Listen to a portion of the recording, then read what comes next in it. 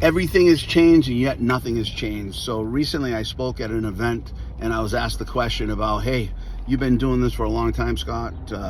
So what has changed over the 23 years from when you started selling real estate to today?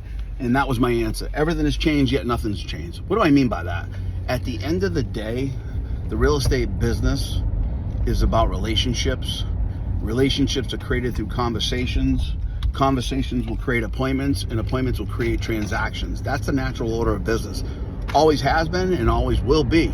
You know, when I started 23 years ago, there was no text messaging and social media or anything like that.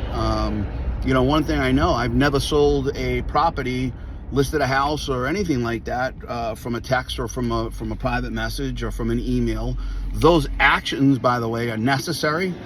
They create the conversation, which allows me to set an appointment to do a presentation, and then once I do my presentation, I have an opportunity for a transaction, right? So that's how it's always worked. I think that's how it's always going to work. What I found is the agents who understand this and execute, they do action. This is an action game. And the agents that recognize this and realize, hey, I need to talk to people so I can create appointments, so I can create presentations, so I can create transactions.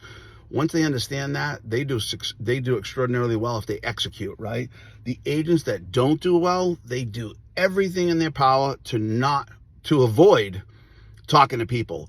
They'll scroll social media, they're setting lunch appointments and coffee breaks and all those things, chatting about what happened over the weekend or what they're gonna do this coming weekend and all that stuff, just avoiding talking to people.